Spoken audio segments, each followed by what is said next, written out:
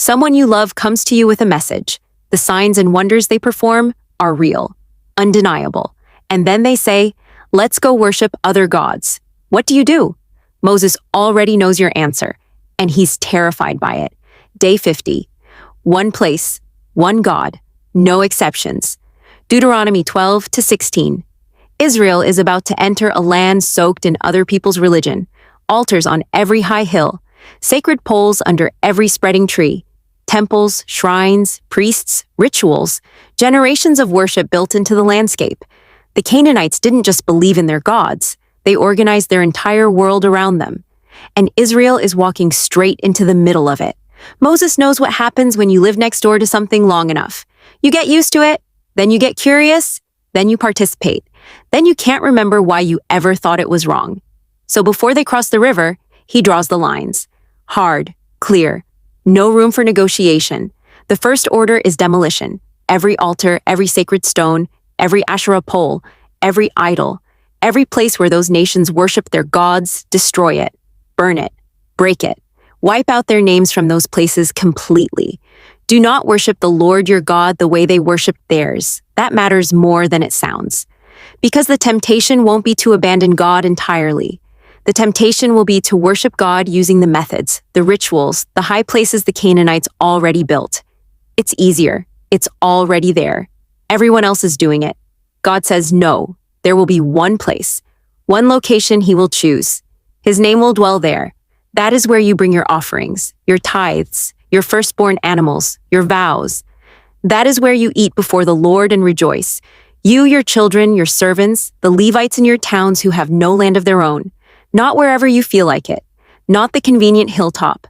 Not the altar left behind by the previous owners. One place, his place.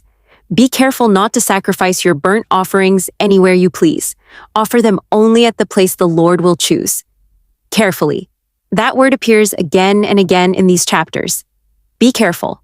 Watch yourself. Don't let convenience become compromise. Now Moses describes the scenario that should frighten them most. Not the obvious threat, not the foreign army or the pagan temple. The threat that comes wearing the face of a miracle. A prophet rises among you, or a dreamer of dreams. And the sign they give you, the wonder they perform, it comes true. It actually happens. The miracle is real. Then they say, let's follow other gods. Gods you haven't known. Let's worship them. What do? Moses tells them exactly.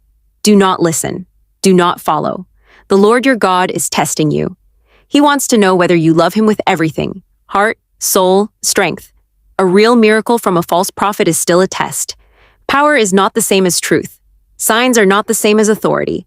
That prophet must be put to death, even though the miracle was real, because they tried to pull you away from the God who brought you out of slavery. Then Moses makes it harder. What if it's your brother, your son or daughter, the wife you love, your closest friend, the one who is like your own soul? They come to you in secret, just you, no witnesses. And they say, let's go worship other gods. Do not yield. Do not listen. Show them no pity. Do not spare them. Do not shield them. You must be the first to raise your hand against them. This is not cruelty. This is what total loyalty looks like when it's actually tested. Not when it's easy, when it costs everything. It gets worse. What if it's not one person? What if it's an entire town? Wicked men have risen up in one of your cities and led the whole town after other gods. You investigate, you ask questions, you find out it's true.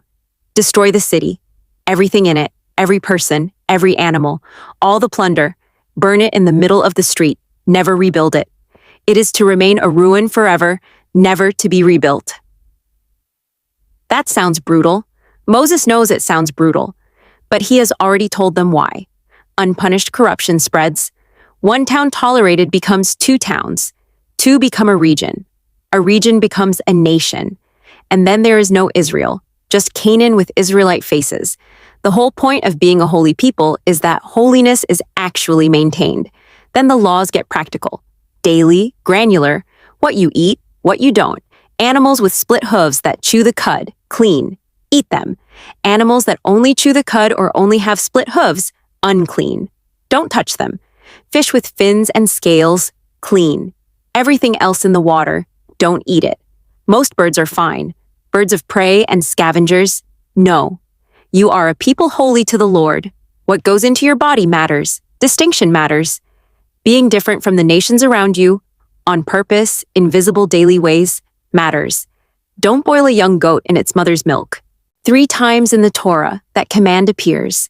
There is something about the image, the thing that gave life being used to destroy what it fed, that God finds detestable. Set aside 1/10 of everything your fields produce each year. Bring it to the place God chooses. Eat it there before Him. Your grain, your wine, your oil, the firstborn of your herds and flocks, so that you will learn to revere the Lord your God always. If the place is too far, if you can't carry it all, then sell it, take the money. Go to the place God chooses and buy whatever you want. Cattle, sheep, wine, strong drink. Eat there. Rejoice. And do not neglect the Levite in your town. He has no inheritance of his own. Every 3 years, the entire tithe stays local, for the Levite, the foreigner, the fatherless, the widow, so they can eat and be satisfied. Then the 7th year, the year of release. Every 7 years, cancel the debts. Every creditor releases what his neighbor owes, completely. There should be no poor among you. That is the goal. That is the vision. A nation where no one falls so far that they can't get back up. But Moses is honest. The poor will always be in the land. So open your hand. Open it wide. Lend generously. Don't calculate whether the 7th year is close and harden your heart against your poor brother. Don't let the math of debt forgiveness make you stingy. Give generously to them and do so without a grudging heart. Then because of this, the Lord your God will bless you in all your work and in everything you put your hand to. If a Hebrew servant has served 6 years, the 7th year he goes free. Don't send him away empty-handed. Load him up from your flock, your threshing floor, your winepress. Give generously from what God has given you. Remember, you were slaves in Egypt. Someone paid the price to set you free. Now you do the same. 3 times a year, every man in Israel must appear before the Lord at the place he chooses. Passover, the Feast of Weeks, the Feast of Tabernacles, Passover first, the month of Aviv. Remember Egypt, 7 days of bread without yeast, because you left in a hurry and the dough had no time to rise. On the first morning, go home. For 6 days, you're ordinary. The 7th day, assembly, no work. The Feast of Weeks, 7 weeks after you put the sickle to the grain. Bring a freewill offering. Rejoice before God, you, your sons and daughters, your servants, the Levites, the foreigners, the fatherless, the widows, everyone.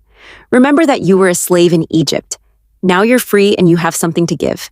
The Feast of Tabernacles, 7 days at harvest time. Rejoice, completely. You and everyone around you, the Levite, the foreigner, the fatherless, the widow. 7 days of joy before the Lord. 3 times a year, all your men must appear before the Lord your God at the place he will choose.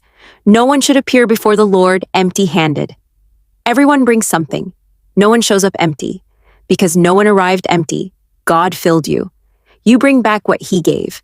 One place, one God, one people set apart from every nation on earth. The lines are drawn, the rules are set. Now comes the question of who enforces them. Tomorrow, judges, kings, and priests. Who leads? Who decides? Who speaks for God? And the prophet Moses promises is coming. The one who will be like him, but greater. See you then.